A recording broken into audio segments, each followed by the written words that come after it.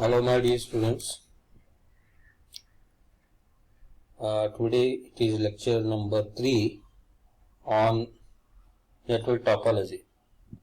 Earlier 2 videos were made on network topology and were sent to you, and now I am explaining next part in my third video, that is to start with tie set matrix. As far as the previous discussions were concerned, I explained you incidence matrix, next reduced incidence matrix, and so far discussion took place. These two matrices were explained in detail, and also it was explained how to make the matrix given a graph. Now important matrix next, which gives some other information about a network graph, is tie set matrix. And before moving on directly to the definition of tie set matrix, there are some terms. I want you to read them first. And before reading this side content,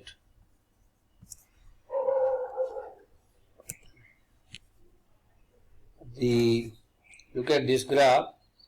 I think my cursor is moving. You can see I am moving my cursor on the right corner, top corner. This is the oriented graph given. Once again I recall the terms. Oriented graph means the graph where the directions are marked. And this graph is out of a given network, and then which has 4 nodes identified and 7 number of branches. Let us read there some terms. Node pair voltage. Node pair voltage, there are nodes here. The voltage between any two nodes, for example, voltage between node 1 and node 2 is known as node pair voltage. And it is written here that in general all branch voltages are node pair voltage. How it can be understood? Look at this figure. Node pair voltage for node 1 and 2 is the potential difference between this point and this point, where a branch is connected, which is number 2. And I can say that it is a branch voltage. That's all. And coming to network variables, in loop analysis, the loop currents are unknown parameters that you know from very beginning. In loop analysis, whenever we move, we assume loop currents. Loop currents are arbitrarily assumed. They are unknowns. They are not actually the branch currents. Actually loop currents, and using KVL we write the voltage balance equations. Then loop currents are determined, and knowing loop currents, branch currents are calculated. Branch currents are the actual currents. Now similarly, nodal analysis, node pair voltages are the unknowns like V1, V2, V3, and they are always with respect to some common node. For example, in this network, if I consider pi as my reference node, then voltage between node pair voltage between 1 and 5 can be called as V1. So node pair between 2 and 5 can be called as node voltage V2, V3, V4, like that. Okay. So knowing these two terms, let us move on to the next slide, where it is written that determination of tie set matrix. Let us see what is tie set matrix. The word used is tie set. So we are going to tie something here. A tie set is a set of branches contained in a loop, such that each loop contains one link or cord, and remainder are tree branches. Let us come to this graph to understand that statement. This is the graph of a network, oriented graph, and to describe the graph it has 5 nodes and 8 branches. And this second figure, I think you can easily now understand, it is called as tree. Tree, a portion of the graph, that is subgraph. But the specialty of this subgraph is that it has no closed path anywhere. It does not lead to any current flow in these branches, because here everywhere you find open, so it has become a tree. So it is one of the trees, possible number of trees. There could be some possible number of trees, 6, 7 or 8, whatever it is, and they have to consider 1. So I would consider 1, for which I can write a tie-set matrix. So like that I can have number of tie-sets matrix for each tree. Okay. So tie-set matrix is written for one tree, taken out of the graph. Okay. Now I am having this tree. Look at this tree. Okay. Now coming to this figure. Look at this figure. I am moving cursor here. And then coming to this second statement of the definition. What is tie-set matrix? A tie-set is a set of branches connected in a loop such that each loop contains one link or chord and remainder of 3 branches. Here it is like this. Otherwise, it can be stated as the set of branches forming the closed loop in which link or loop currents circulate is called a tree. Okay, let us understand this carefully. Okay, now this figure is taken. Okay, first this figure is taken, then to this figure what they have done is they have added what is J3, J2, J4 and J1. Okay, what are these 5, 6, 7, 8? 5, 6, 7, 8 are the branches of tree and they are called as twigs. As per our earlier discussion, they are called as twigs. And the branches left out in tree, and which are the branches of core tree are known as links or chords. So now I am going to add the chords or links one by one to this tree. So by adding the branches of a core tree to the tree, I am going to get the original graph where the addition of the branch of the core tree is shown dotted. For example, if I add J3, if I connect 1 and 2, which is the branch of core tree, I am connecting, it was missing, it was left here. So now I am connecting 1 and 2 by a dotted line. So J3 is added, J4 is added, so another branch is added, 3, 4, it was earlier there, same thing was added.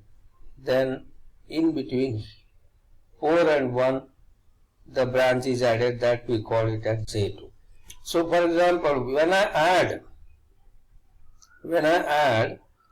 this J3, what happened actually here? Right now you assume that this is not added, this is not added, this is not added. Only one branch is added connected between 1 and 2. So 1, 2, 5 forms a closed path. So now there is a possibility of current. That current we call it here as a loop current. So after joining 1 and 2 by a dotted line, I assume a loop current I3. Okay, and this I3 direction I have shown clockwise. Why I have shown clockwise? Because its direction should be taken as of this link connected. Okay, link connected is J3. J3 has direction from 1 to 2. Your I3 assume it is also flowing from 1 to 2. Only this has to be maintained. Similarly, let's just check it. This is the added branch to form the closed path to make the tie set. So I2 direction assumed is clockwise, which is same as J2 current when passing through this branch. Okay. Similarly, I1 direction is same as J1 and I4 direction is same as J4. So like that we have formed four closed paths, and we call them as link currents. Okay. So link currents. So in the matrix, I am taking rows as link currents. How many link currents? How many branches are added here? 4 are added. So when 4 are added, here we have to write 4 rows. And total number of branches are already 8. That I am keeping them as the columns. Now I'll come to the previous slide where the same problem was discussed, and something is written over here. Let us read that first. Branch currents denoted by the symbol J. So J1, J2, J3, J5, J8 are known as branch currents. Now loop current by the symbol I. I1, I2, I3 and I4. The orientation of the closed loop will be chosen to be same. That's what I was explaining. Orientation of closed loop. Orientation means I3 is clockwise, I2 is clockwise, I1 is clockwise. This is orientation. Is chosen to be same as that of connecting link. So connecting links are J1, J2, J3 and J4. Okay. And the J1 direction I have not assumed. J1 direction means it was already there. And J3 direction was already there. And this was actually the branch of the core tree. But this is tree. Okay. Now, for a given network graph, number of branches 8, number of nodes 5, number of closed loops. How many closed loops I am going to get the formula? B, number of branches minus NT minus 1. And what the NT minus 1? Number of tree branches. Okay. Now here I am writing the matrix elements. Okay, tie-set schedule.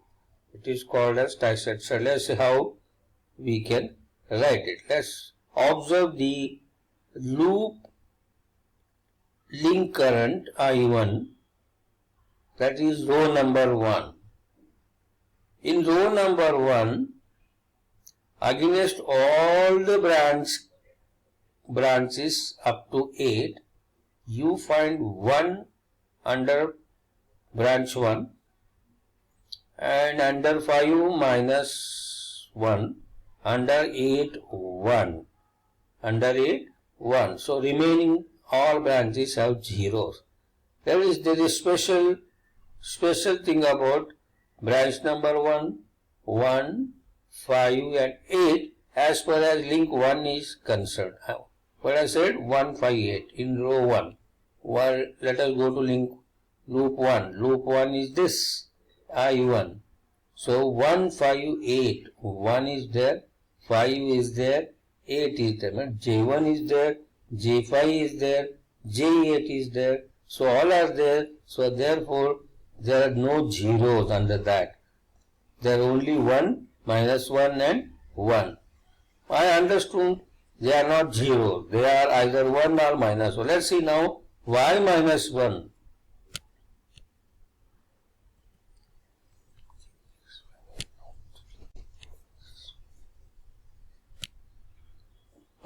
Okay, sorry. There are disturbance. Now, minus 1, I am telling about minus 1 under 5. What is the difference between 5? This loop 1 has minus 1 under for 5 branch, and for branch number 1 it is 1. Let us see that.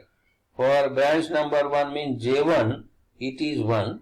For J5 it is minus 1.